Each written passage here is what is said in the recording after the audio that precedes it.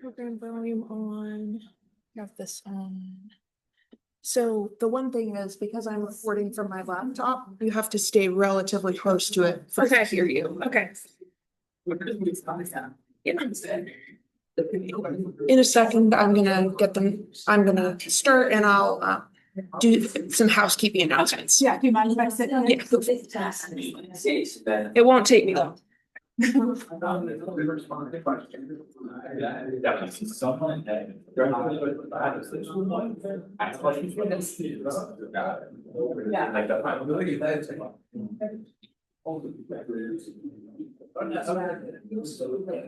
feeling better? Yes, I have to wait. Good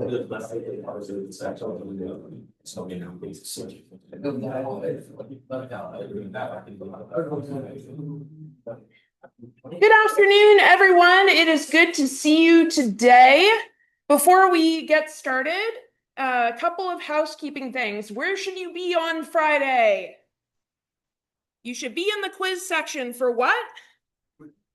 For the quiz, that is correct. Where can you look to know what to study for the quiz?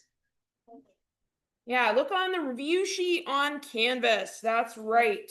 So I updated it Monday night. I'll update it again tonight. But as we talked about previously, it's going to just maybe have a little bit about today. It'll mostly be about our previous material. Any questions about the quiz? We're all okay? We're ready? We're going to conquer it? Yes. So it'll have a map. It'll have some matching. It'll have some short answer questions. And it'll have a primary source text that you may not have seen before. And I'll just ask you to kind of tell me what you think about it based on what we've talked about with similar texts. Yeah. Okay.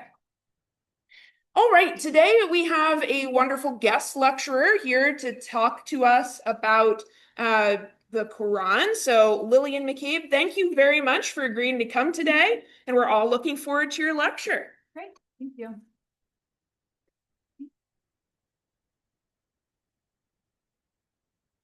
Hello, thank you for having me here today.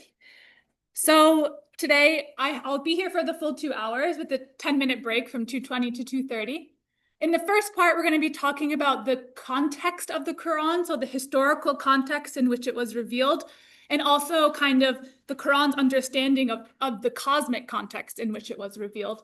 So I have prepared a short lecture to introduce that, and then we'll move into an activity with the first primary reading, the story of Bahira, which was a short kind of 2.5-page reading. Then we'll actually look into the content of the Quran itself in the second half. We'll talk about this chapter we read, the surah called The Cave. I'll also kind of introduce the context in which this particular chapter was revealed. And then I have an activity for you that's a virtual gallery activity. You get to kind of interact with some pieces of art that depict these very famous stories from the Quran. So a bit more of introduction. Hi, I'm Lillian McCabe. I'm a lecturer here in Melk. I teach the Islamic studies courses. I myself am a scholar of Islamic intellectual history. I focus mainly on the pre-modern period and philosophy, the history of science, and the history of magic in Islamic thought and Islamic societies. You can take more classes with me. I hope it's okay for me to plug these. Okay. In the winter, I'll be teaching Introduction to Islamic Cultures and Thought, where Bahar will also be my TA. So if you want to have her as a TA again. That's basically a survey of Islamic history. The other survey I teach will be in the spring. That's called Introduction to Muslim Beliefs and Practices. It's like an Intro to Islam class, more religious studies and thematic approach rather than a historical approach, which is the first class in the winter. I'm also teaching a new special topics called Islam and Science in the winter for those who are interested, where I talk about the history of philosophy and Islamic thought and the development of scientific thinking in the pre-modern period. So that's me. You're welcome to take any and all these classes, especially if you want to learn more about the Quran. We also at NELC have one whole class dedicated to the Quran that's taught by Professor Terry DeYoung. So if this leaves you wanting more, that's where you can look for a whole class about the Quran. So first, by show of hands, who has studied the Quran before, either in school or in a religious setting? Okay, about half. So raise your hand if this was the first time you've read from the Quran. Done. Okay, nice. That's exciting. That's interesting for this to shape your idea of the Quran. So, okay, let's do Quran 101 and you can shout out answers. What language is the Quran in? It's in Arabic, exactly. Around what time period is the Quran from?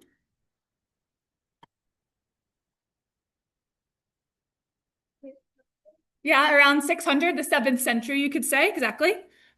Location, where is the Quran from? Yes, exactly. So in the Hijaz, in what is today Saudi Arabia, the cities Mecca and Medina, very central. Who speaks in the Quran?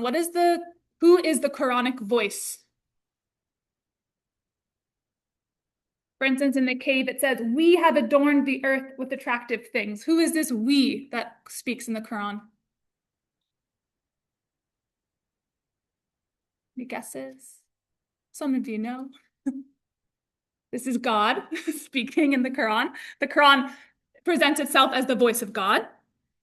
And to whom is the Quran a sacred book? To Muslims, exactly. So, right, Quran 101, this is the basics.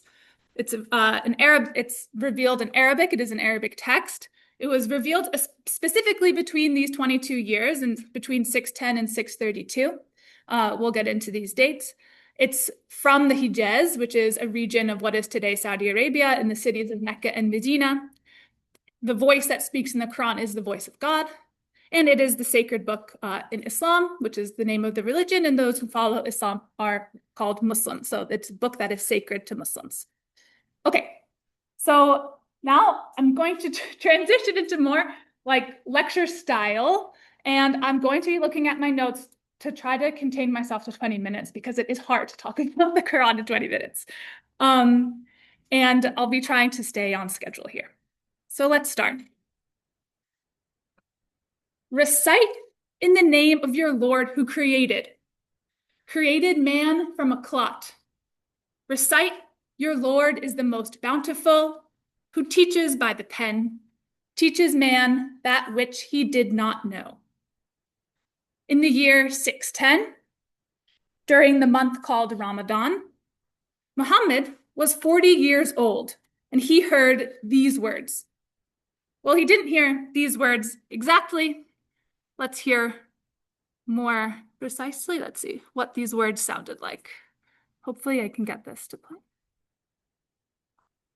اقرأ باسم ربك الذي خلق خلق الإنسان من علق اقرأ وربك الأكرم الذي علم بالقلم علم الإنسان ما لم يعلم. I have to get sorry, I have to get back to the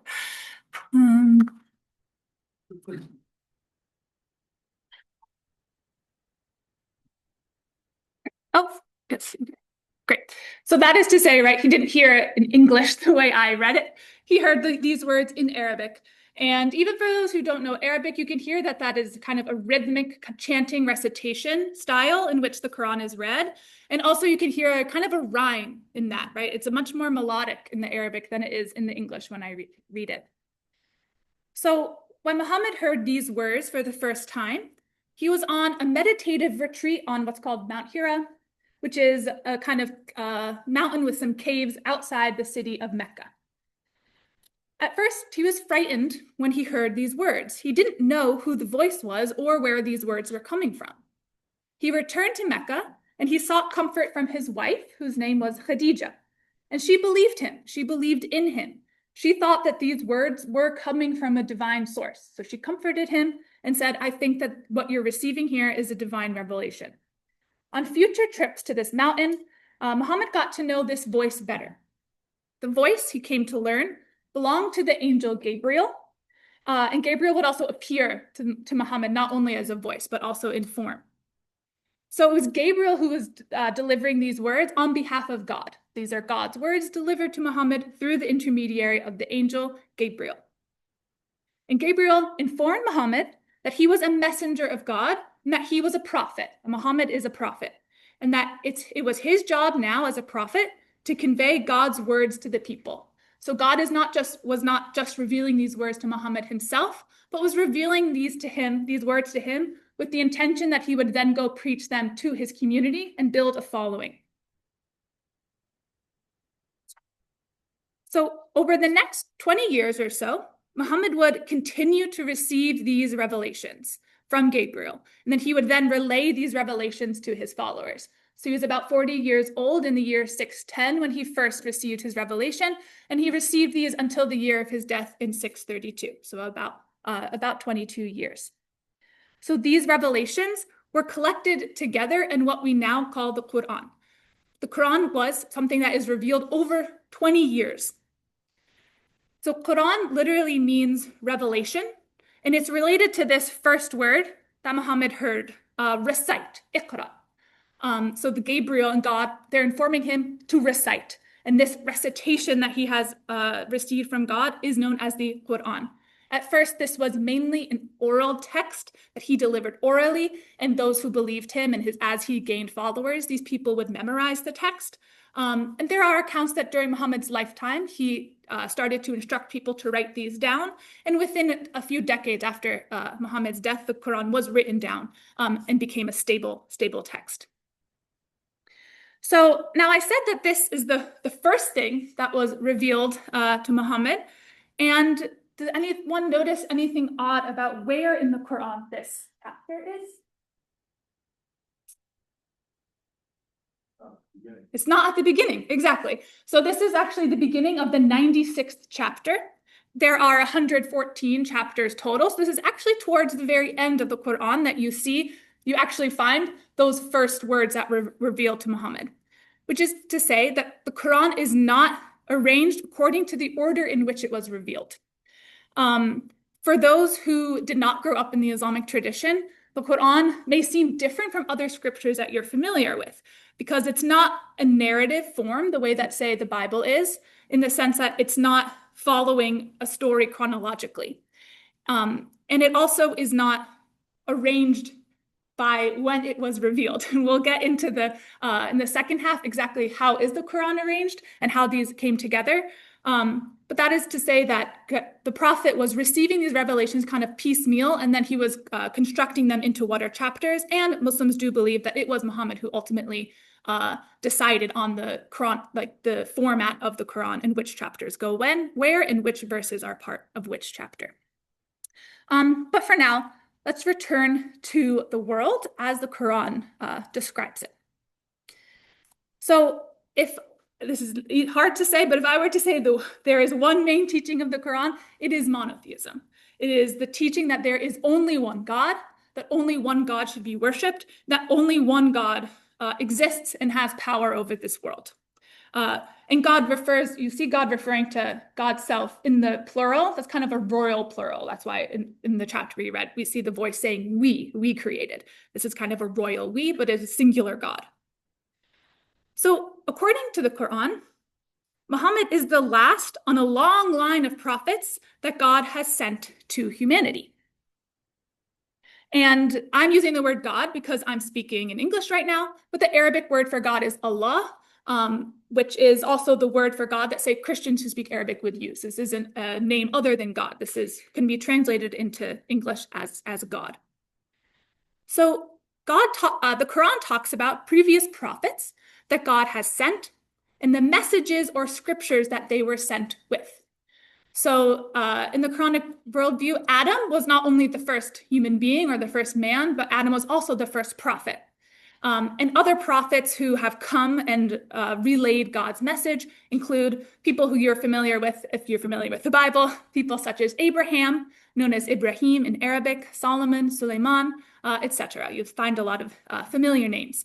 This is why Islam is called an Abrahamic religion, because it understands itself to be part of this same kind of prophetic community that is familiar from the biblical tradition.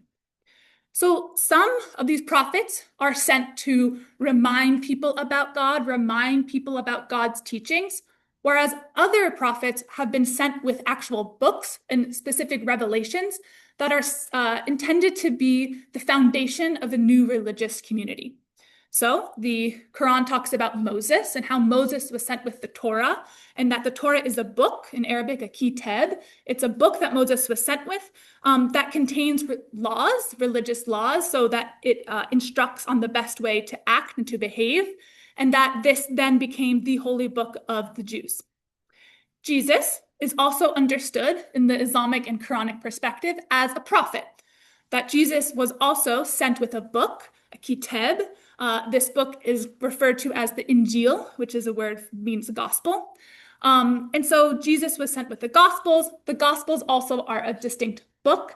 These books also are said to contain religious law, so guidelines on how a religious community should behave, and that Jesus then founded the community of Christians. And Muhammad is like these prophets. Like Moses and like Jesus, he was sent with a book. This book is the Quran. It's a kitab. It's something that is meant to form a new religious community.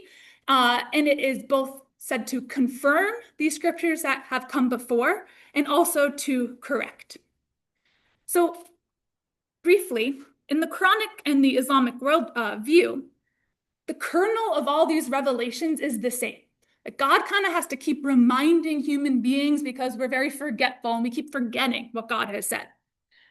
So the kernel of truth that's in all these revelations, not one is monotheism, that God is one. And people have kept forgetting, right? If you're familiar with biblical tradition, things like the golden calf, that, human beings keep forgetting that they should only be worshiping one God, and they have to keep being reminded. That's one kernel of truth. Another kernel of kind of consistency among these different books, according to the Quranic worldview, is that they're warning about God's judgment, that God is not only a creator, but that he's the judge, that when you die, your soul, you will continue and you will be judged at the end of your life.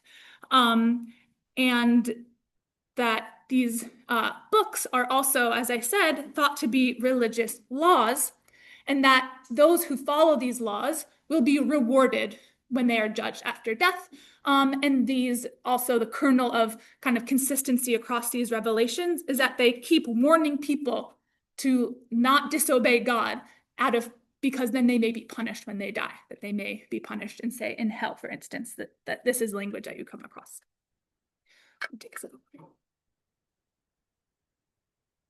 So if the Quran recognizes that the Torah is a revelation from God, and the Gospels are of revelation from God, and these existed when Muhammad was alive, then why do we need the Quran? Well, also central to the Quranic worldview is this idea of corruption, that yes, these are authentic books, but they've been corrupted over time. Corrupted because humans keep touching them, because they keep writing them down. Maybe the editors are taking out important pieces. Maybe things have been added to these scriptures that are not authentically God's revelation. That yes, the kind of contemporary Jewish and Christian communities have a version of these scriptures, but these versions are not the true authentic versions that God had revealed in the past. And so because God's words keep getting corrupted, we need one final prophet who's going to come. He's going to set the record straight. He's going to correct all these things that have gone wrong with previous scriptures. And this is going to be the last prophet that humanity needs. Muhammad is understood also in the Quranic worldview to be a prophet for all people. That Islam is a religion that all people can enter.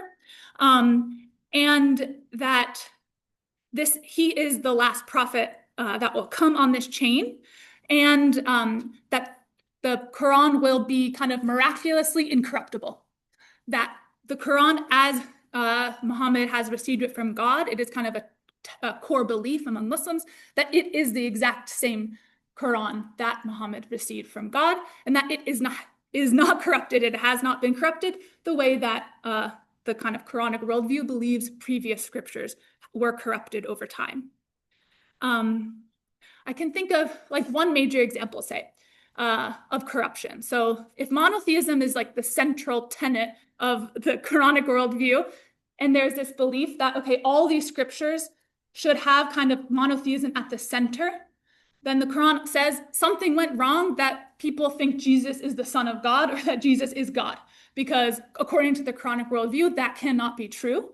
That if Christians understand Jesus to be the Son of God or kind of part of God, part of the Trinity, then that means kind of something went wrong in the Gospels, because according to in the text itself has been corrupted over time. Because according to the Quranic worldview, Jesus, like Muhammad, is just a man. He's just a prophet. So that's one case where when you see that kind of the divergence of belief among different religious communities within the Abrahamic family is then chalked up to corruption, that somehow their scripture was corrupted. So that's a way that the Quran then kind of corrects these previous scriptures, but also confirms that they were true. They were really sent to these prophets, but there are kind of these acts of correction. Isn't there also a strong like said in the Quran in Arabic and not translating it?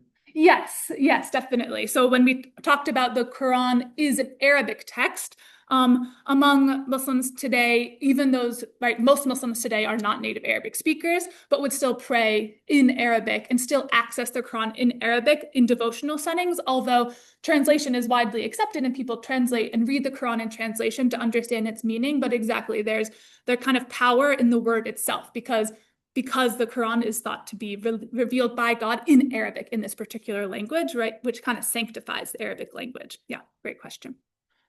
So I mentioned here people of the book, because I think this is important also to the reading we're doing. So Jews and Christians are referred to as people of the book in the Quran, and then this develops further in Islamic law, where they are also thought to have a kitab, a book, a revelation from God, the Torah and the Gospels respectively, that they follow. So yes, although these scriptures have been corrupted over time, these communities kind of have a special relationship to Muslims and to the Islamic community because they are following what were at one point authentic revelations from God.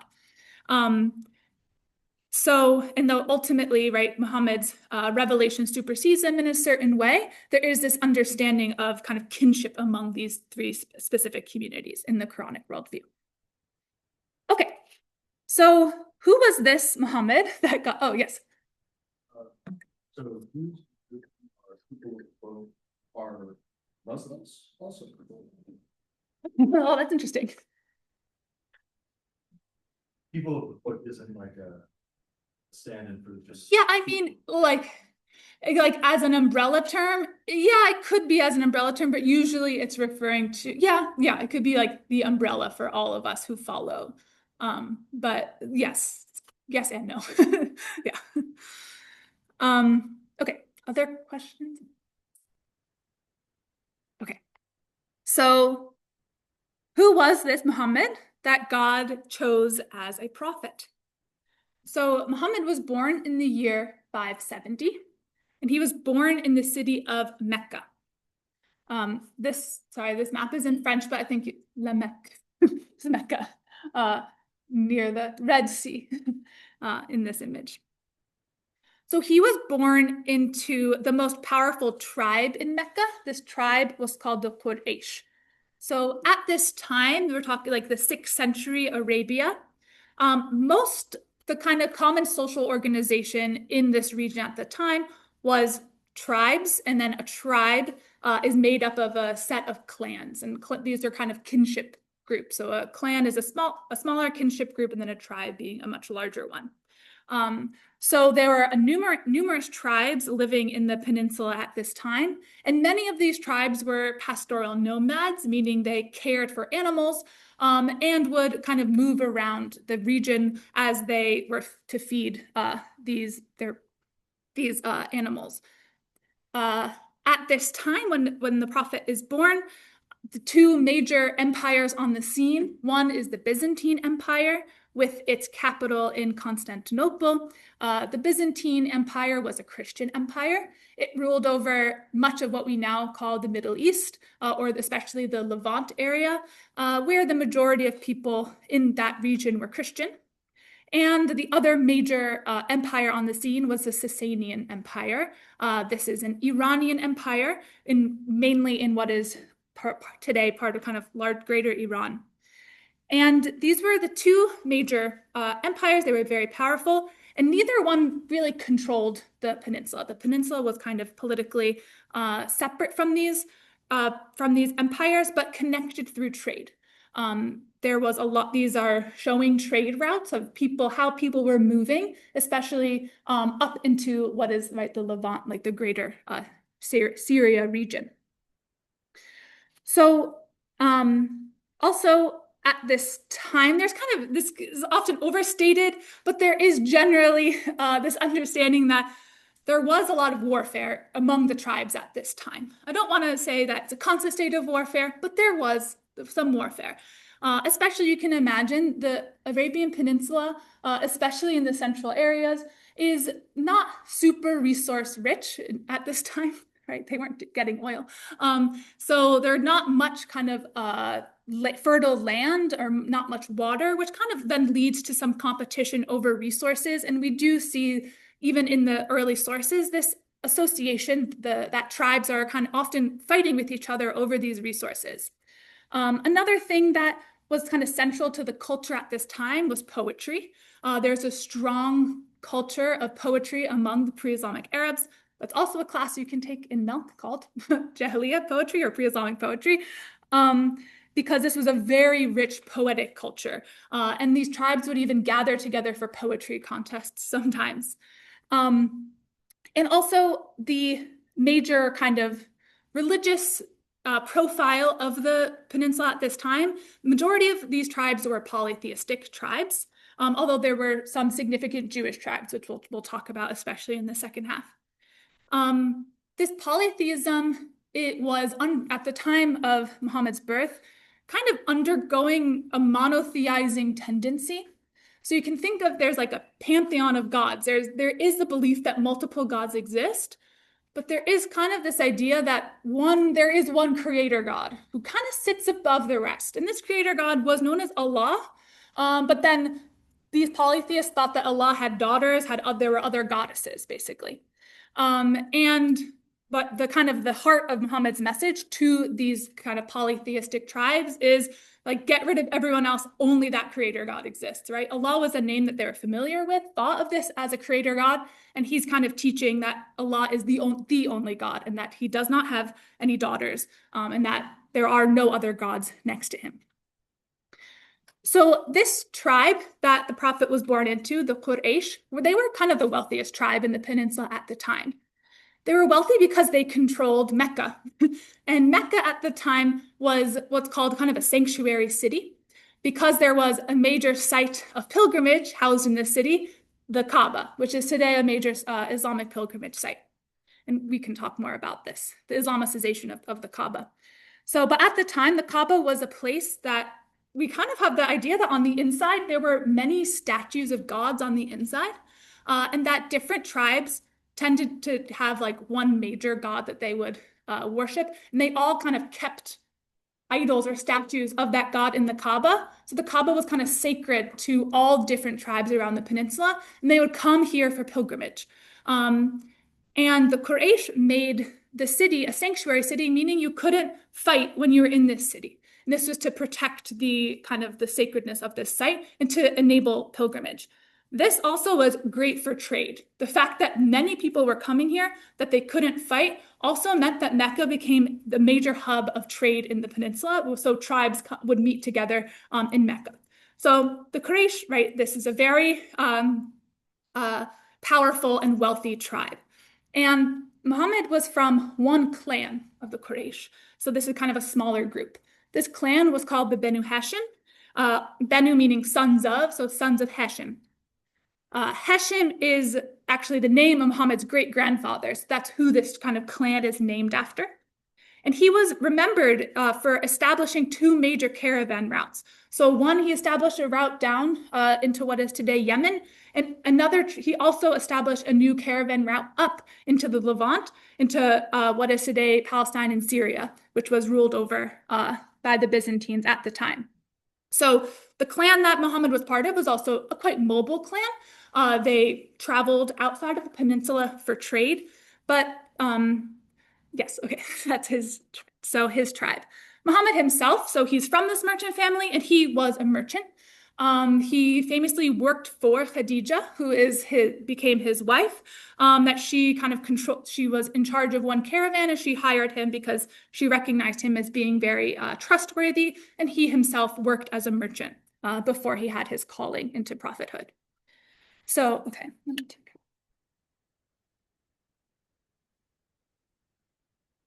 Okay, so now I'll transition into our getting to interact with this primary source. So the first thing we read today is the story of Bahira. This is from the life of Muhammad, or a sirah.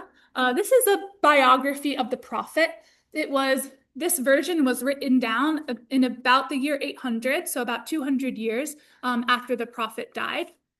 And we come across a few characters. I'll say now that Abu Talib is the uncle of the prophet.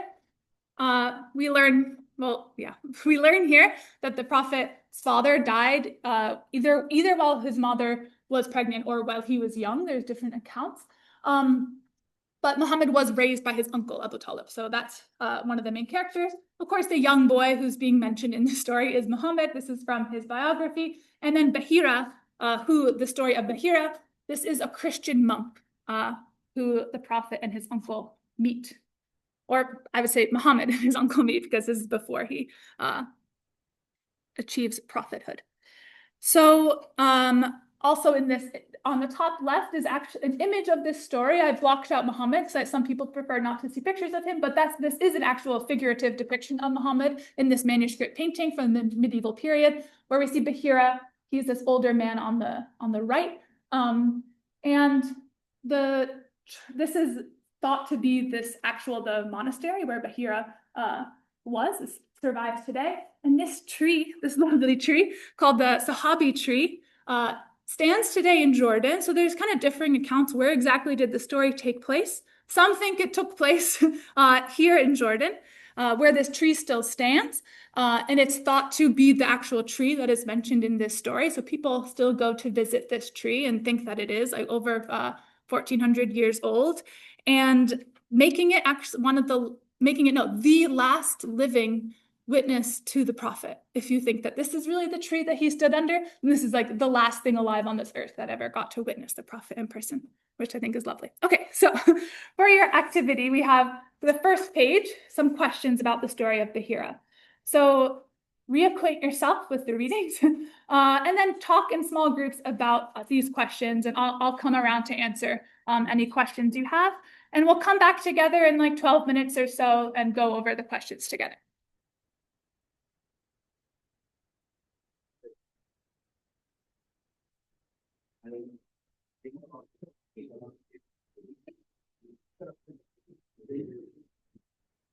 Yeah.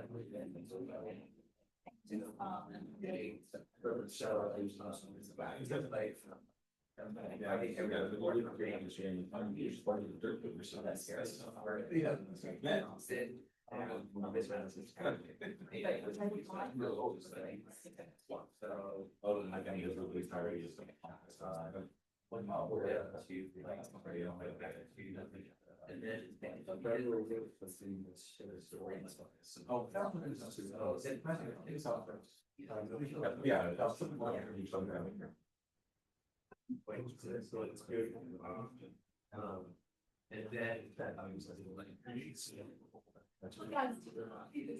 like, do they, is that, I guess, you know, like, there was mites and bugs, here it is, like, like, the market, they are actually very fun. I guess. Yeah. I mean, yeah. In the sense that tradition has it's part of it. On active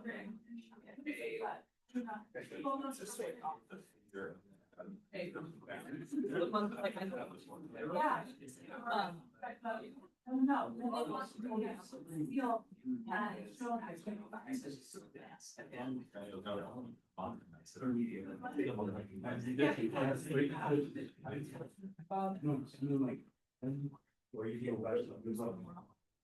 But yeah, so basically, you know, like these access and they go like a long hair guy. You have the thing. You're gonna be a So when they. I said, actually, I was about genealogy. She's on Facts. Yeah.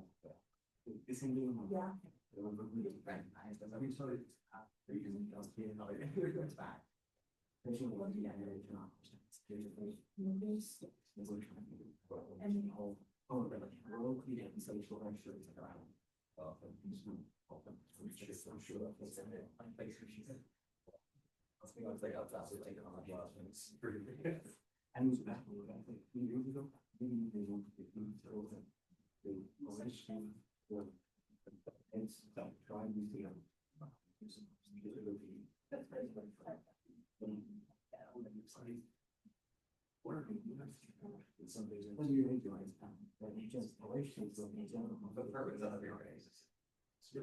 to see. So it would go sometimes temporary term for.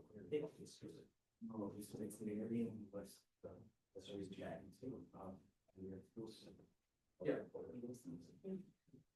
But what is that's what it's very called. What is? I'm still a patient. All the time today.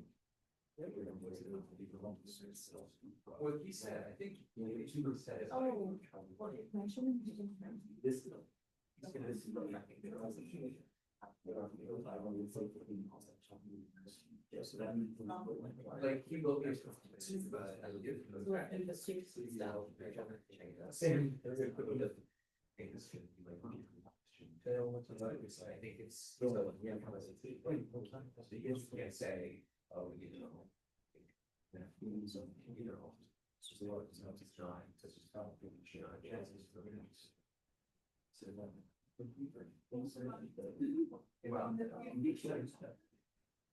Well, you know, I think it's a little confusing, I guess. Yeah.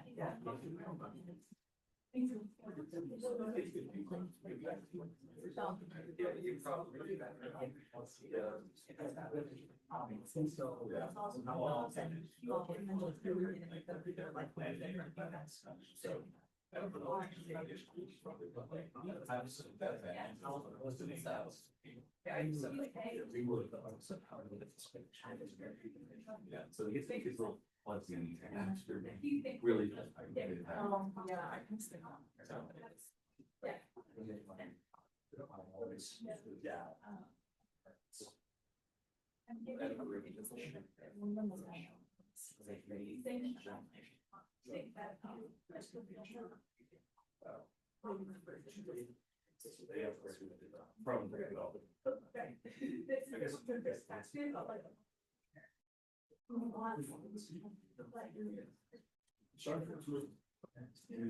Yeah, like you're always also, you guys have something else with this song, you know. Right. That's the video. Yeah. So.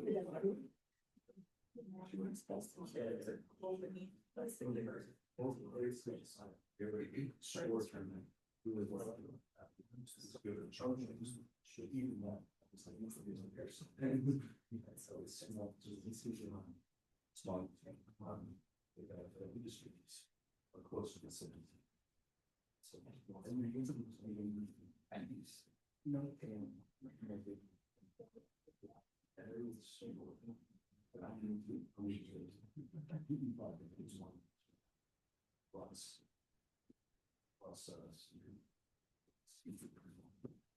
all we haven't shown you. And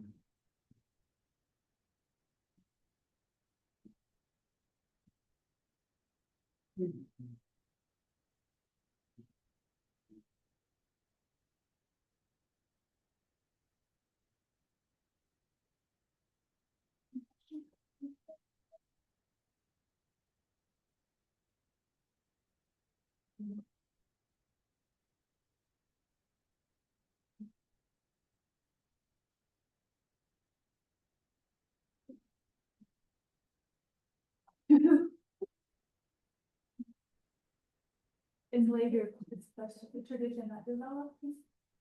Like books that are about like in young old that on the and read where that's like right where also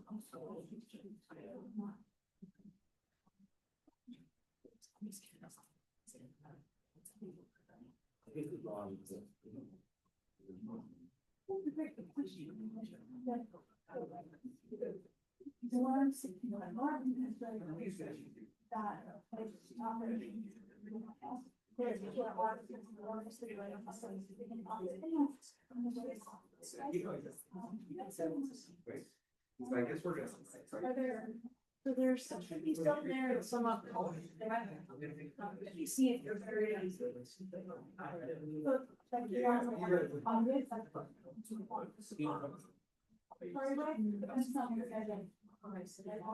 Doesn't make sense. These shows focusing on to college to not them. That he would go from like he was like and some things so profit. Some I say for consumer. And so we have behavioral art because it's like things can not. And so for very lifestyle and like you want to stop that.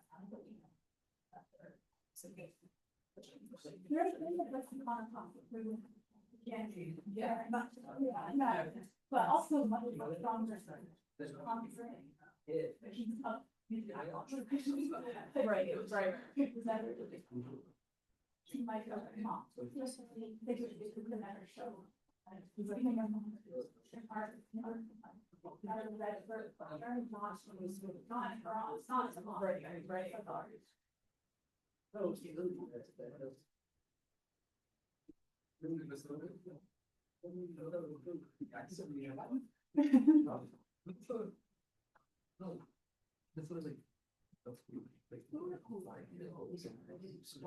Yes.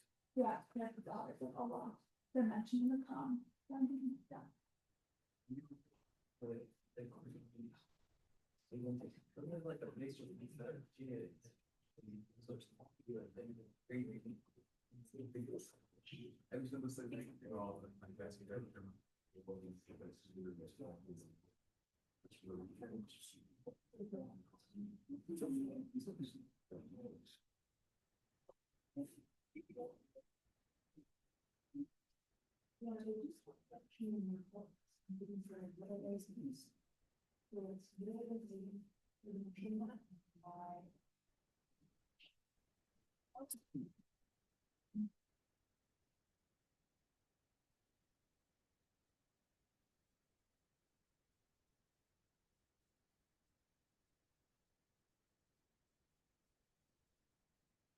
Like that. Oh, they don't have.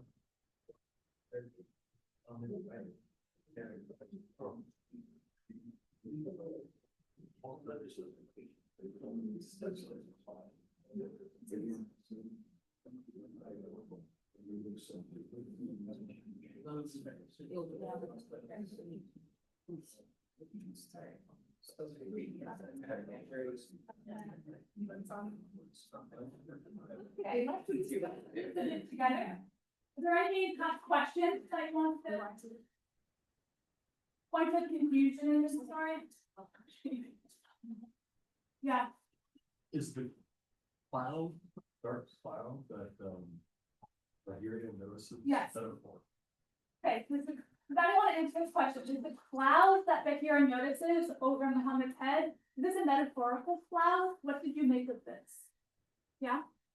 I don't think so. No, the cloud of the tree moving to accommodate Muhammad shows that the world itself is moving to shade him where he walks. Yeah, beautiful, exactly. So, yeah, I think also when we use the word dark cloud, like, it's like, as if it's kind of like foreboding, like something bad. Actually, it's supposed to be something very good.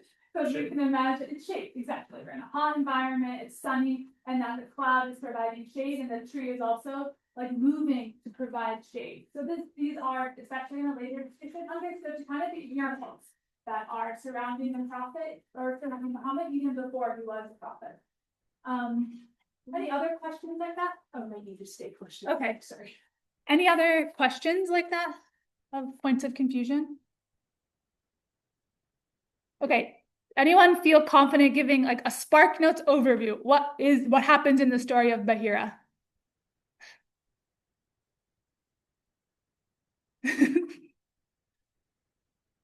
Yeah. So basically, he knew that Muhammad is gonna be the prophet, and after he saw the mark, Yeah. like the tree and the cloud, and that's why he asked his uncle to take him back because they will kill him. Right. Yes. Yeah. So what in this story we have Muhammad is accompanying his uncle on like a caravan to go trading. They're in Syria, and Abu Talib is his father's brother who raised him. For those who like Abu Talib is Ali's father, for those who are know who Ali is. So the Prophet's cousin, naturally. So he's in Syria with his uncle, and he's a young boy. Right? And I said that he receives his first revelation when he's 40, so he's not a prophet yet. When they're in Syria, a Christian monk, kind of notices these kind of miraculous things that seem to surround Muhammad. Then he requests that Muhammad kind of enter his presence. And when he actually sees him, he says that he can see the mark of prophecy on his body. And he exactly tells his uncle, like, protect him. This boy is kind of chosen by God. He's going to have a very important role. So like keep him safe, basically. So why is this in the story? What does this do in the biography? Like, what is the role of this story in the biography of Muhammad? And like, what's the point? What's interesting about this story? Mm-hmm. I guess it kind of just showcases his legitimacy. Yeah. Like, as Yeah. prophet. Right. And I think especially because someone else recognized it in him. Right. As well, like in the story. Yeah. Even further the legitimacy. Right, exactly. So it's about legitimizing Muhammad as a prophet, and like the identity of who is like recognizing him is very important. That this is a very learned Christian man who recognizes that Muhammad is like has even been predicted maybe by the books that he's familiar with. Which also then leads to this. We see a lot of references to books and writing. What are these books? Why are we keep referring to books in this story? What are these books? Yeah. The gospel, the previous word of God. Yeah, we think they probably are the Gospels, are like scripture in some sense. And what did the scriptures say about Muhammad?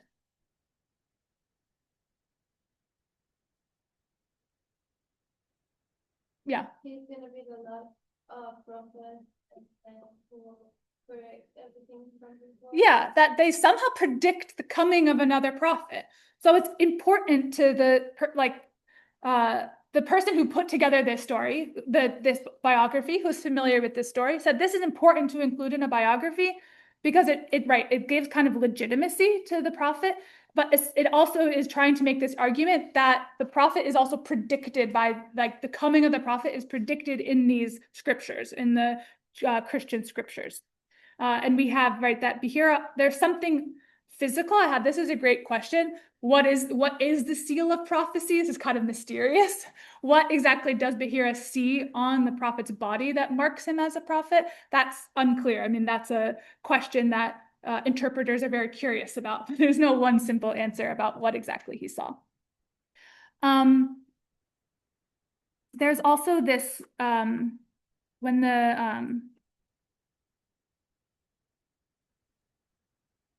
the prophet, Muhammad as a boy, is asked to kind of make an oath, says, "Boy, I ask you by Alet and Al-Uzza, answer my question." And these are the names of two goddesses who are part of the pre-Islamic Arabian pantheon, thought to be like the daughters of God.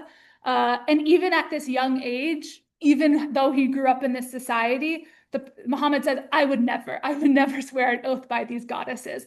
So there's also this extra level of miracle that he's being protected from kind of sin even before he's fully educated in like what a sin is, according to the Quranic worldview. But then brings us to our last question. So we see that, right, that the apostle of God, it says that he grew up with God protecting him. So what are these kind of characteristics that the Muhammad had as a boy that are described kind of as important characteristics for prophets to have? Mm-hmm. Yes.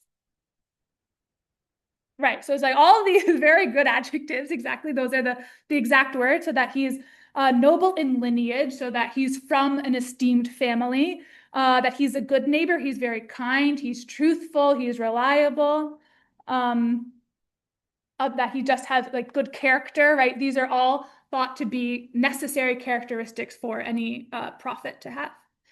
Any final questions or comments about the story of Bahira? Okay, then I'll give you a 10-minute break and we'll come back at 2:30 to continue. Thank you.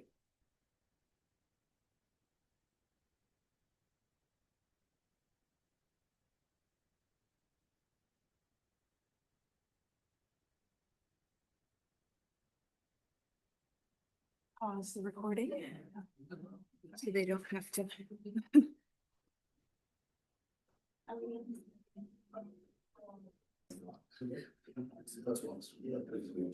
Whenever you are ready.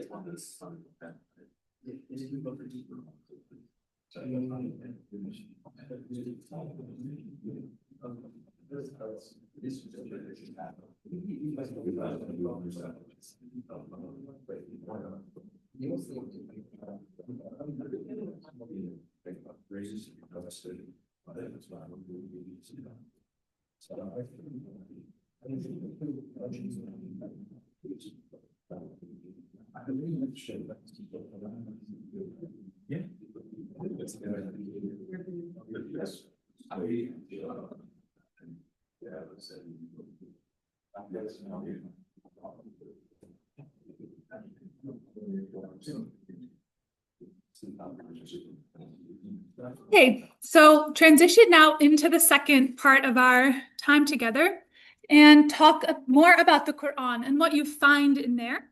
And then we'll spend most of our time in the second half doing an activity, which may include you reading part of the story as well, to do the activity. So we'll talk more about the Quran and its revelation. So the Quran was revealed while the prophet was in two cities. The first is the city of Mecca, which is where he was born, and this is where he spent the early parts of his kind of calling as a prophet. Then there's a second period where he went to Medina, which at the time was a city called Yathrib.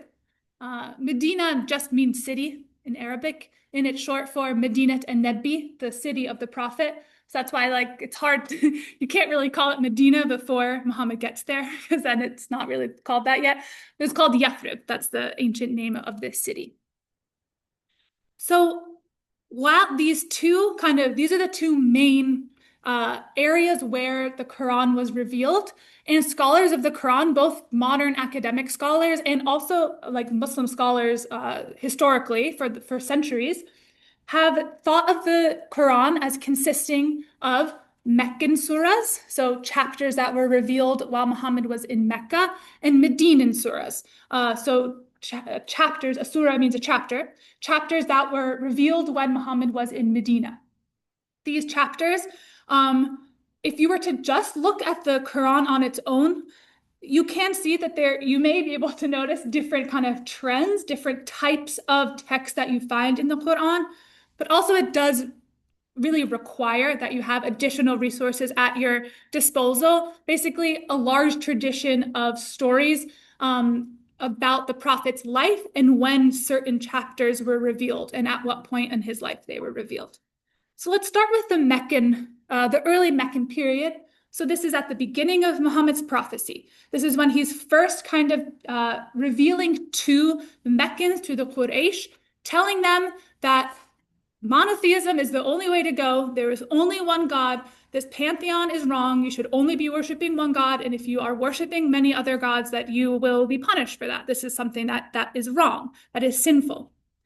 The Prophet did kind of attract some followers early. His wife Khadija is known as an early follower. His cousin Ali also is remembered as an early follower, and so are some of his other kind of companions, Abu Bakr, etc. There are some people who are remembered as being early kind of converts to this message, to kind of joining Muhammad's movement.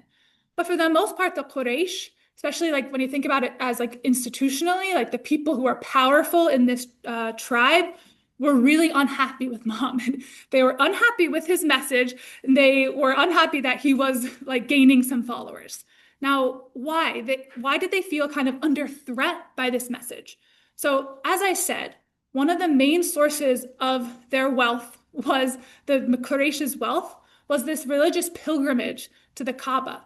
That was a major polytheistic practice. That's something that brought people from across the peninsula into Mecca because the Kaaba at that time was a house for idols of this polytheistic pantheon. So it's that this like polytheism is central to their understandings of themselves, their power in this city, and part of their wealth because people come into the city also to trade. Question? How do you spell the central idol building, Kaaba? The Kaaba, in English, you could say like Kaaba, often, which just means cube in Arabic, the cube, but that's like the proper name. So in this early period, we see kind of the characteristics of Meccan surahs, or the chapters that the Prophet are revealing. Some of them tend to be short. They tend to be apocalyptic, saying like the world's going to end. You should get right with yourself before that happens. Of course, monotheism is a connecting theme across the Revelations, but we really do see kind of teaching and reminding God is one. There is one God. And there are some references to like biblical characters, which is very interesting because we do think that the Quraysh at this time, even though they were like polytheistic, had some idea about like who Abraham is, who Moses is. The Quranic story ultimately emerges that Abraham was the one who built the Kaaba, and that it was originally a site that was designated to the one God, to worship of the one God, but again, like ancient scriptures, kind of became corrupted over time and became kind of part of polytheistic practice, but that it ultimately was at one point a shrine to a monotheistic God. So the Quraysh don't like the Prophet. He's having some hard time. He and his followers are being kind of oppressed in certain ways. He sends some followers into the Horn of Africa at one point, and they come back. That's considered the first Hijra. But when people say Hijra, they usually mean the major Hijra, means migration in Arabic. The major migration of Muhammad and those who were following him from the city of Mecca to the city that we now know of as Medina. This occurred in 622, So we're about just over halfway through Muhammad's prophetic career. And he and a bunch of followers relocate into Medina. So part of this is because they were facing persecution in Mecca. But another reason is actually because he was requested to come to the city. This is how the story is remembered. That in Medina, there were a bunch of tribes, especially a bunch of Jewish tribes. And they were looking for a mediator, a person who could come and mediate between these different tribes and basically solve conflicts as like an outside mediator. So he would also basically, when Muhammad moved to Yathrib, he entered a new political status that he didn't have in Mecca. He's now the leader of a community, so he has people who are following him, and he is kind of delegating among these different tribes, and he is himself kind of a leader here. There's a famous Ummah document, or a document that, like a treaty that he signed that still survives. I teach this document. That he basically signed with these tribes about what exactly his role was going to be and what the role of his community would be. But really in Medina then, now the Prophet is more in a position of like political power, more than he was in Mecca. And so the Medinan verses, so the chapters that are revealed to Muhammad while he's in Medina, tend to be more legalistic. Or you could say, if you find a legalistic kind of chapters or verses in the Quran, you can usually assume that they were revealed in Medina because now the community needs these types of this type of guidance from God, or that questions would arise in the community that the Prophet thought this is not a problem that has a human answer. He would often wait for a divine answer to come and to be revealed through the Quran. So these are then kind of major differences between the Meccan and the Medinan surahs. Also, the chapters revealed in Medina sometimes assume a greater familiarity with these biblical characters because there are the kind of demographics of the people listening to these chapters are different. There are many more Jewish listeners of these chapters who would be more familiar with Moses, Jesus, or Moses, Abraham, like these stories, than the Meccans were. Although you do see kind of Abraham and others referenced in the earlier chapters as well. So, like I said, if you were to just go on your own and look at the Quran, it would be hard. It's hard. It's hard to know what things they're talking about, what references are. It's not obvious what was revealed when. In order to kind of make sense of the Quran, people, both in religious sense and in academic sense, rely on what are called occasions of revelation, asbab and nuzul, which are basically explanations for when in the Prophet's career certain chapters were revealed. And how do we know these occasions? Well, there's one major kind of group of stories that are collected in what are called the hadith. A hadith just means a report, but it is a collection of sayings of the Prophet, saying things that he said, also stories that people told about him, things that people witnessed him do. And also you have hadith, which I love, which are things that the Prophet didn't comment on, which is great. Like, so something that he saw happen in front of him and he had no comment about, which is interesting because that means he had no problem with it if he didn't comment on it.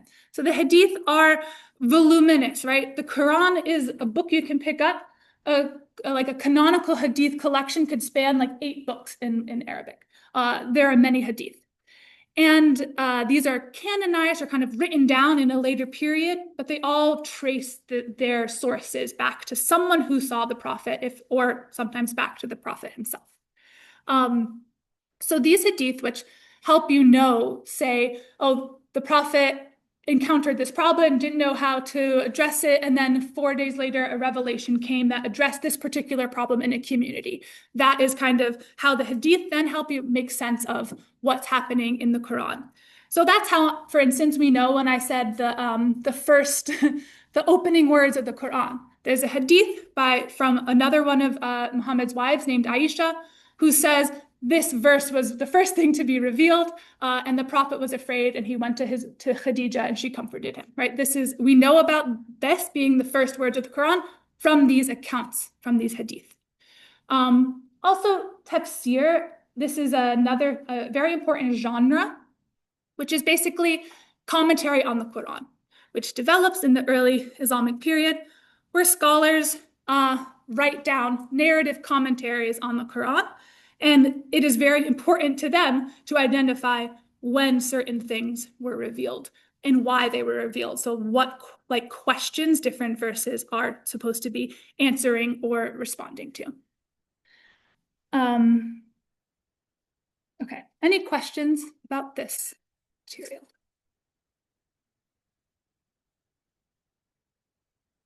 At the end of the prophet's life, the prophet also his community is also engaging in war. They are conquering people. He is becoming increasing like a political leader. That's what this map is showing, some battles that the community fought.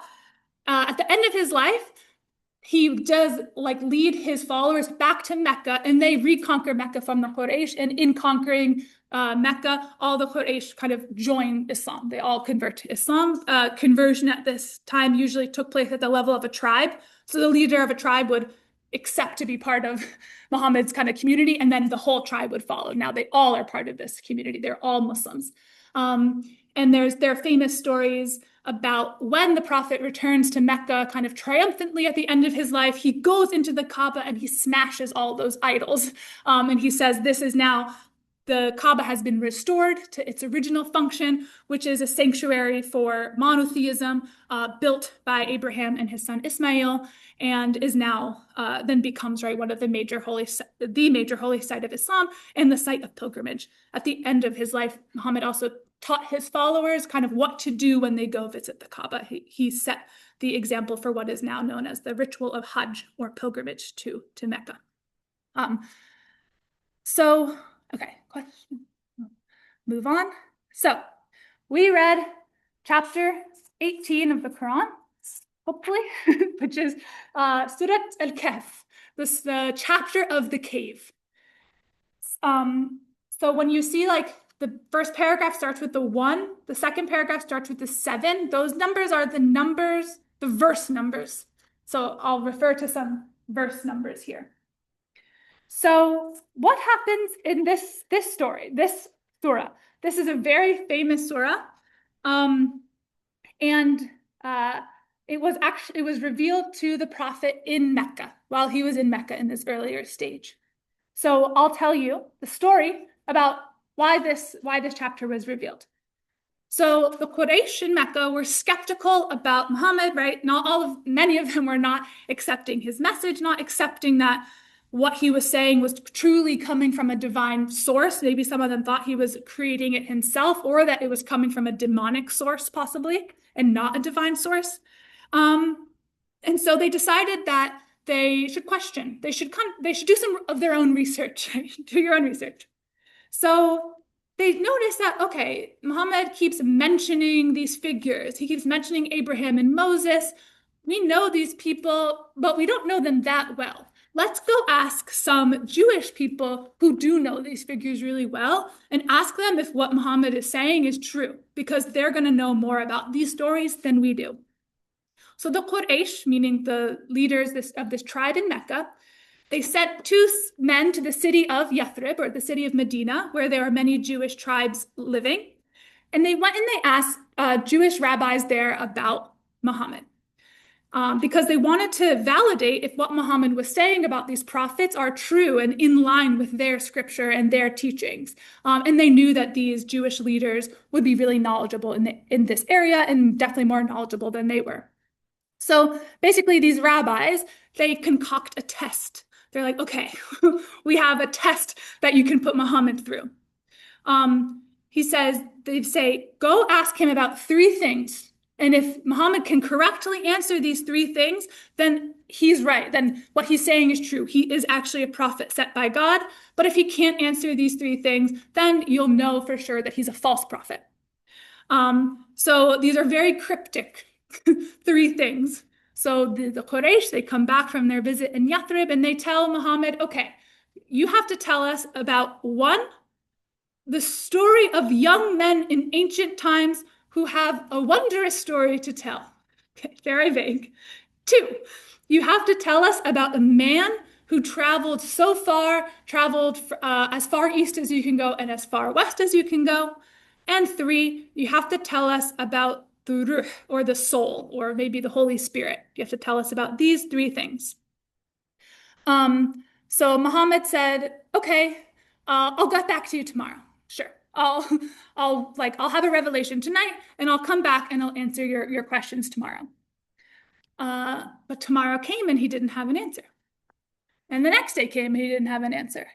And the next day, the Quraysh were really starting to question him and really starting to think that this was false. In fact, Muhammad had to wait 15 days for his next revelation. So it took over 2 weeks. And in this time, right, people started to doubt him even more and more. And it was finally 15 days later that he receives this chapter as a revelation from God that is said to answer these 3 questions. Now, what is so wonderful about this is on verse 23 basically says why God withheld this revelation. So when these people challenged Muhammad, he said, yes, okay, I'll answer tomorrow. But if you see on verse 23, which is the bottom of the 2nd page, the voice of God saying, do not say of anything, I will do that tomorrow, without adding God willing. Basically without saying inshallah. So those who are familiar with that term, meaning like if God wills it to happen, it will happen. So that's kind of, right, the prophet is being addressed a bit in that verse, saying, he was being a little too presumptuous in thinking that he could promise a revelation from God, especially without saying inshallah, if God wills it.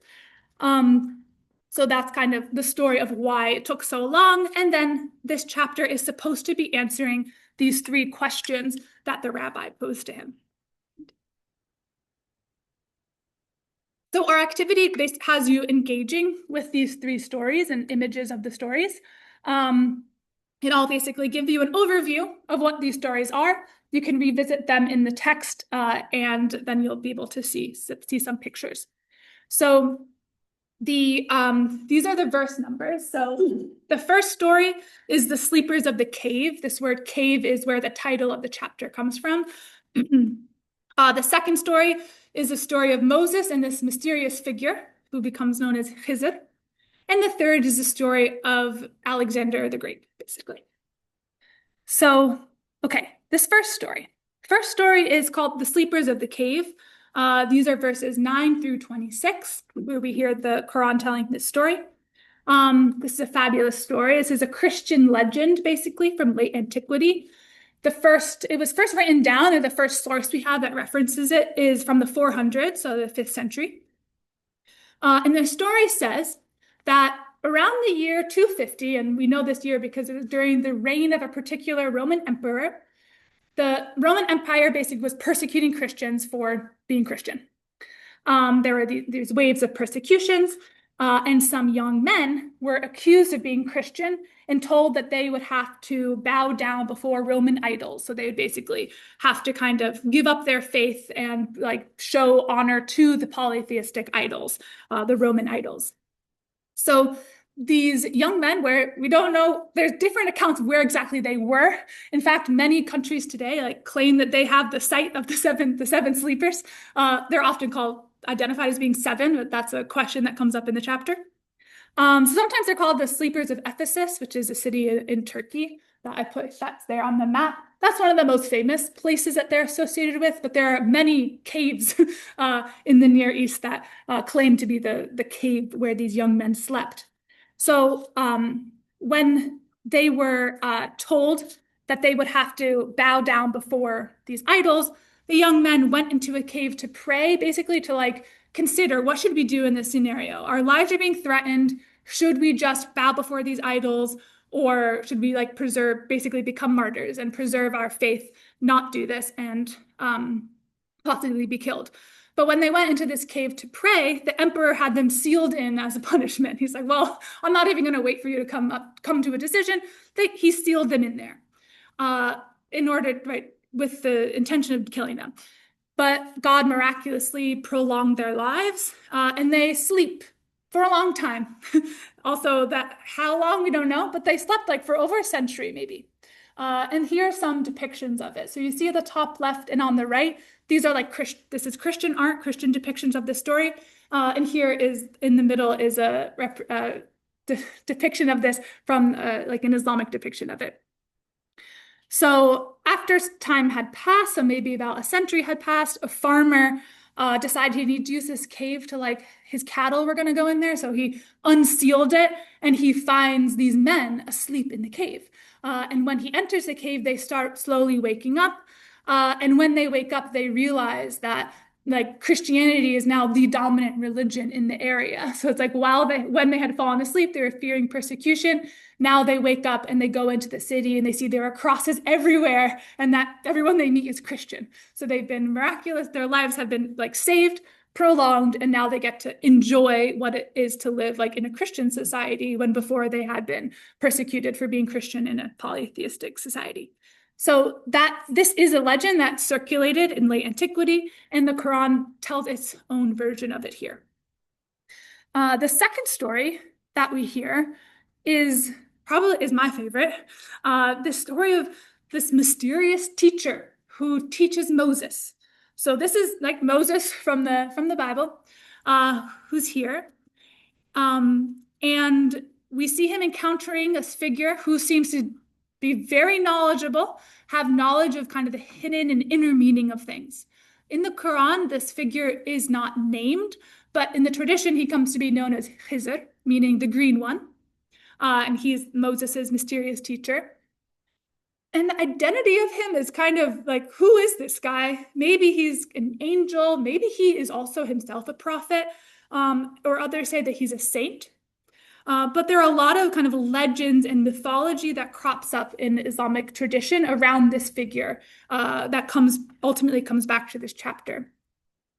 So among these, right, there's not one legend of Khizr, there's many, but often people also think that he did or maybe even is enjoying like miraculously prolonged life. He also seems to like live forever. And that he has met so many people kind of throughout prophetic history and like since the prophet too. He's known as the eternal wanderer. He's always on the move. He's always moving around and always meeting people. There are many accounts from the Islamic period, in the early Islamic period especially, of people who encounter Khizr, who encounter this mysterious figure who at the end of their encounter like reveals who he is. Some mystics say that they themselves learn about the inner meaning and deeper truths from this figure who appears to them, Khizr. And he's really known for his special knowledge. This is the kind of the major theme in the story we read, where he knows the deeper meanings of things that are not immediately apparent on the surface. And that's, I think, the main point of the story with Moses, where Moses is stuck on the surface. He only sees the action, but Khizr is aware of kind of the deeper meaning under things. And so you can imagine then that he is important in kind of mystical and esoteric traditions as this person who can teach you about the deeper inner meaning of things. And he's often depicted riding a fish, which we see this in this picture. And you'll read about that. Yeah, question? Does this character appear only in texts? That's a good question. What are you thinking? Well, yes, kind of, yes. Once he, after the Quran is revealed, who Khizr is often becomes kind of syncretized. So that's one of the images that we'll see where I think Muslims, in the Punjab, come to think of him also along with this person from Hindu mythology, where they kind of merge together. The Druze, who are kind of an offshoot of Islam, but are not really don't consider themselves Muslims, or Muslims don't consider them Druze Muslims, also have stories about Khizr as well, and he plays a very important role in their mythology. So yeah, yes, but not predating the Quran, I would say. Like the sleepers of the cave do predate the Quran, these stories. Okay, and the last story is the story of Dhul Qarnayn. This is the name that is used in the Quran. It means the one who has two horns And we know that this is referring to Alexander the Great, who in Arabic is Iskandar, same name. This story is in verses 83 through 99 of this chapter. So Alexander the Great is a historical figure, but he's also like a legendary figure. Also, there's a class here at UW you could take about the Alexander legends because these are wide-ranging. Over centuries, people have been telling stories about Alexander. It is a rich kind of resource for legends in the Islamic tradition as well. So Alexander the Great, he's like he died in like 300 BC. And he was known for his major conquests. So he conquers these major areas in Western, Central, and parts of South Asia. And he established, right, one of the largest empires in history. By the time he was 30, he died really young and he made all these conquests while he was very young. So it's very interesting that the Quran refers to him as the one with two horns, because like, especially if we can think that the audience who's hearing the Quran knows what the Quran is referring to, that clearly that means these people in Mecca in the pre-Islamic period had heard stories of Alexander the Great and associated him with having two horns. So here we see a picture, this is a coin actually, that was minted in Egypt, where that's a coin of Alexander. And he's shown having what's called the horns of Ammon. So these ram horns, which are usually used to depict an Egyptian god named Ammon. And then this coin was made in Egypt after Alexander's conquest, where it's like depicting him as this god, Ammon, or as maybe a son of this god of Ammon. So it's like writing him into Egyptian mythology, which is fascinating, right? So that, and this is from so long ago, like almost like 1 millennium before the Quran was revealed, but somehow the people who are hearing the Quran had heard this story or thought of Alexander as the one with two horns. So we're somehow familiar with this image. So stories are clearly circulating about him. And this is like a question for like historians of the Quran of like, what were these stories? Like, what would the listener have thought that the Quran then comes in to correct, for instance? It's a fascinating question. And here we're seeing one legend, a very rich legend, that Alexander was assigned by God to build a wall that's going to protect against the nations of Gog and Magog, Yajuj and Majuj. These are names that also appear in the Bible. So the Gog and Magog story is kind of part of Jewish and Christian eschatology, meaning that stories about what's going to happen at the end of times, that there are these kind of nations that are violent, maybe not even human, that will come and rush over human like civilization at the end of times. They're somehow evil and violent. Often they're like not in art, they tend to not be depicted as human or as kind of monstrous in some ways. These nations are thought to live at the edge of the known world. And that's, I think, part of why they're associated with Alexander, because he traveled to the edge of what was then the known world for people living in this region. And it said that he builds a wall that protects all of human civilization from the Gog and Magog. Some stories think like, oh, maybe they were talking about the Great Wall of China, like these people, right? That they saw these walls, like what's over there? Because that was kind of beyond their known world at the time.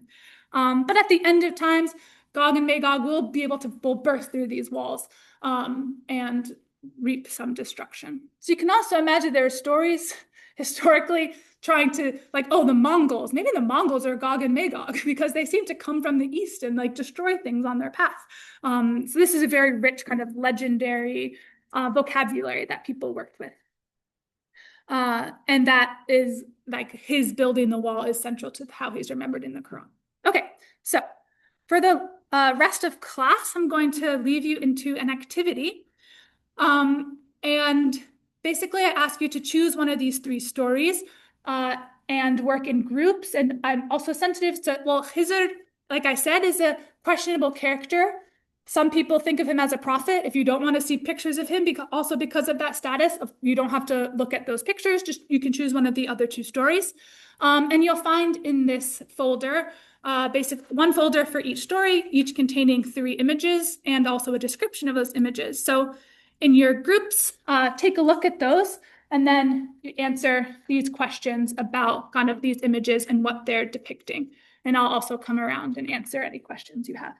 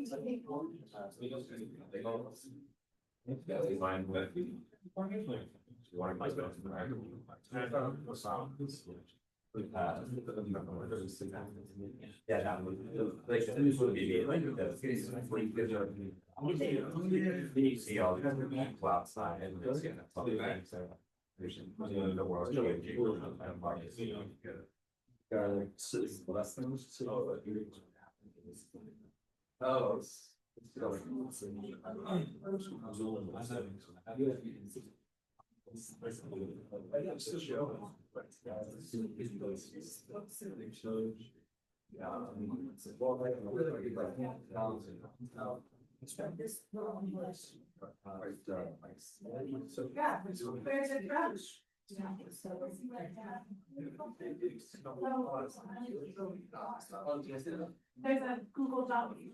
That's where I think that that's what we go side issues.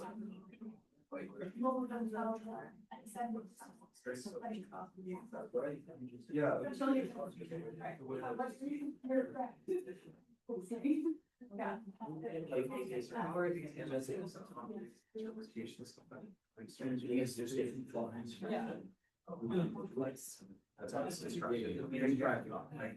So you can say that like. Yes, that's been building, you have to put all builders.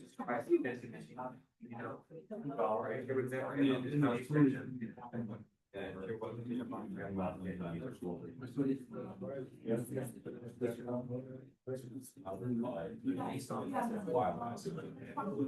that's a very process. Like, what that is, I think just. Like, this is. Yeah.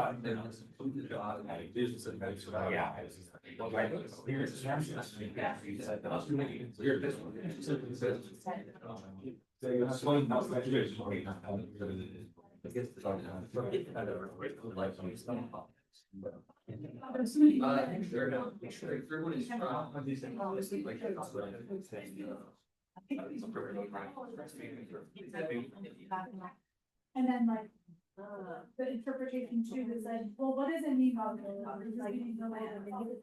What the rest of the code? They're kind of trying to, what is being discussed?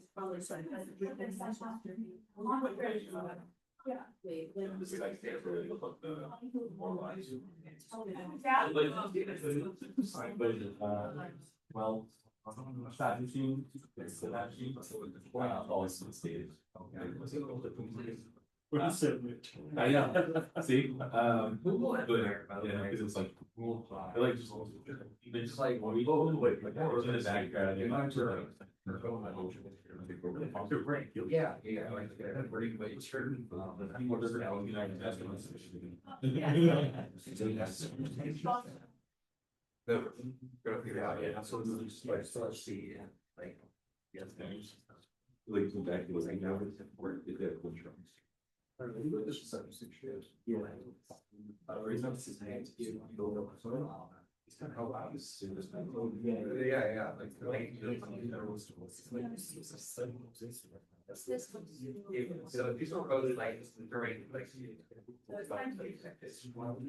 Wait. Still need that much. Yeah. Or profits are just like.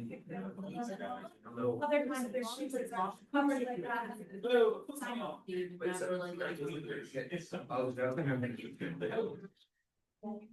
So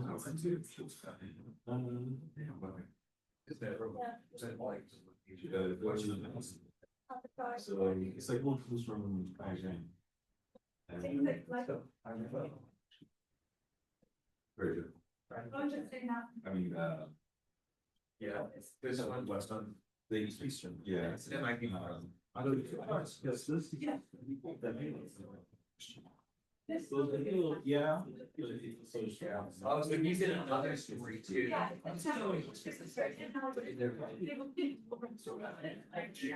Yeah. So in that. Oh, yeah. That's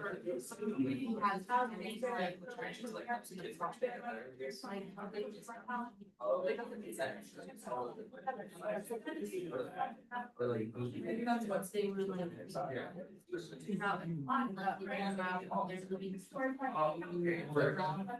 Yeah, you're really so much like the that.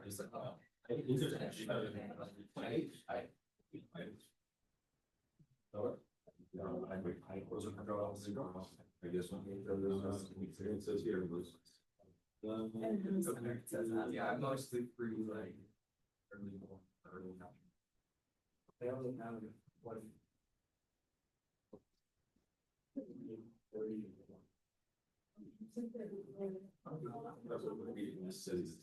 Yeah, by the end of the day, it's like, you know, yeah. It's like we wonder, that's what it is. It's kind of.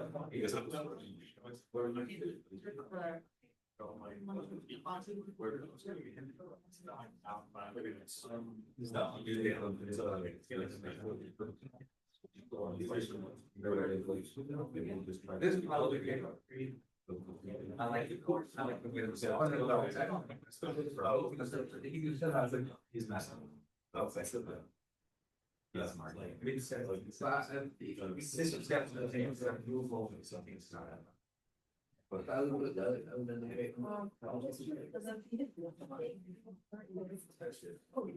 They were created.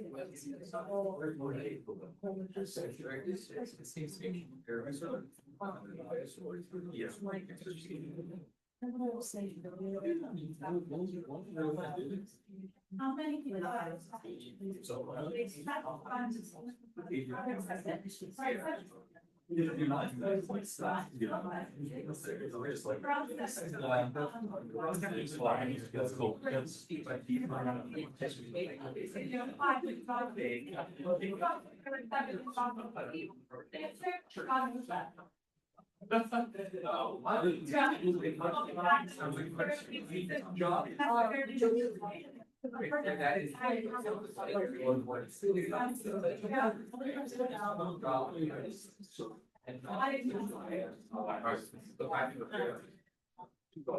Oh, yeah, I have a question about it's honestly good.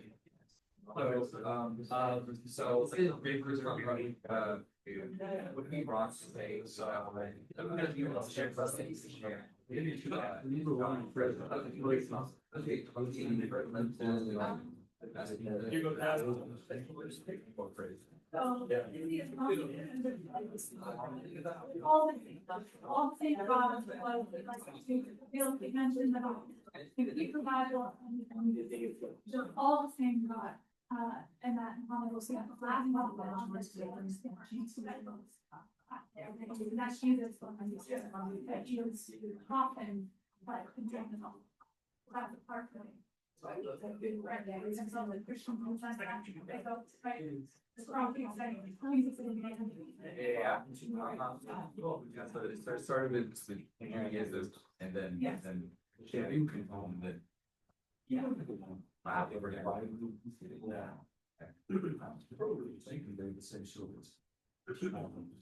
What's interesting, so much fun. That is a collective talking to the Alex and still fanning us out. That's exactly. This is. Yes, you know, is. I was saying,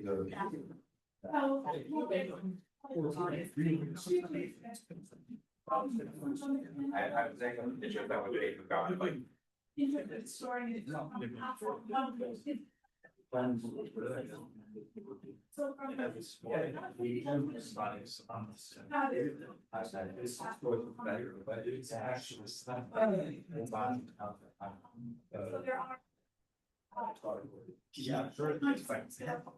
No, that was stuff like stuff. I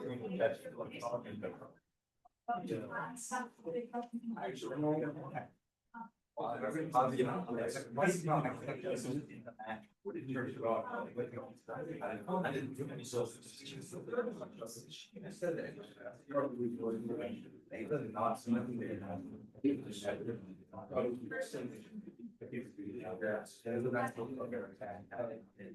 Yeah, we don't want to actually go on very simple, but also. Yeah, so that well.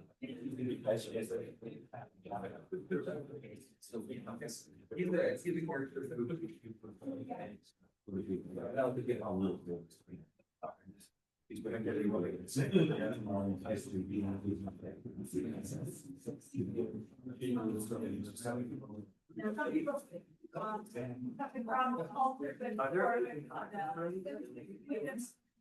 Yeah, well, for you, yeah, I think we have to observe that, but I mean, happy. There are garbage like out.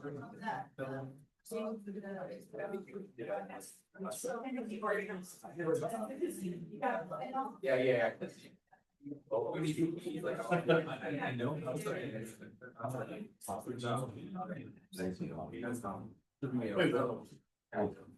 Yeah. So I mean, I never got this phone, my spouse, like, it was a pretty, my spouse, like, is the first year, we're small, well. And that's everything. Have to figure this out, so I took the station. So, all these, What's wrong with that? Yeah. I'm playing about the computer, because I don't try to get more used to playing. Oh, really? It's very difficult. Yeah, you can. No.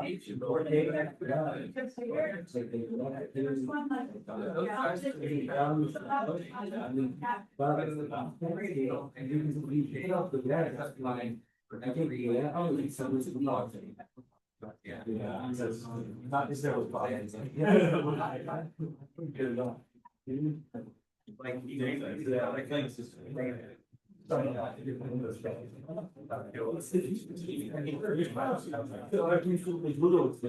It's supposed to be a fake. No, it wasn't. Oh, the stacks and.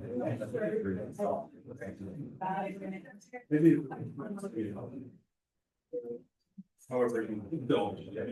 I mean, it doesn't matter so well. That's one thing, like 16 hours of that, so. Yeah, like, I feel.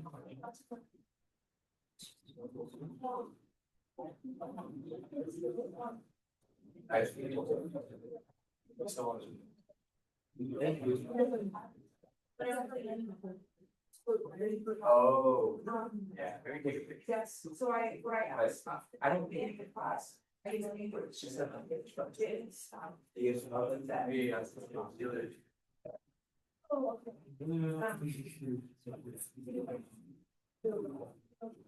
That's, I don't know. And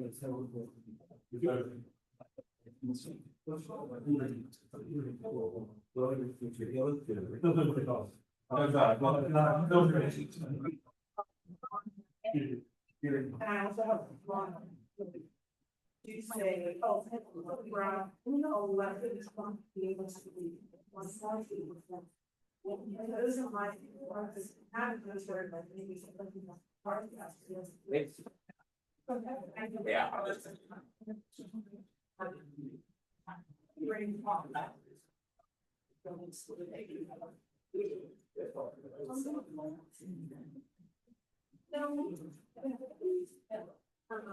Is alive. So maybe some.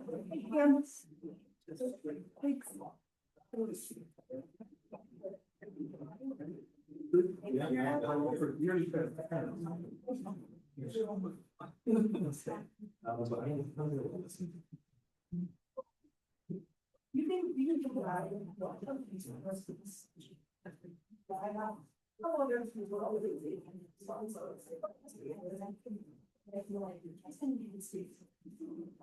will help. Thank you.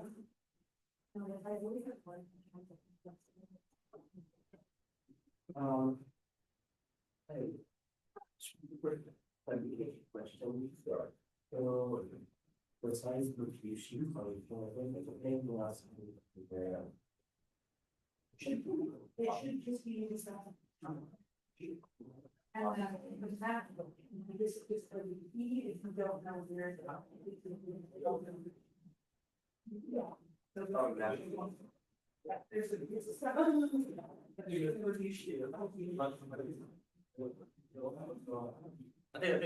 Yeah, it was, yeah, it's not gonna feel like, it's just gonna study. Yeah. So what?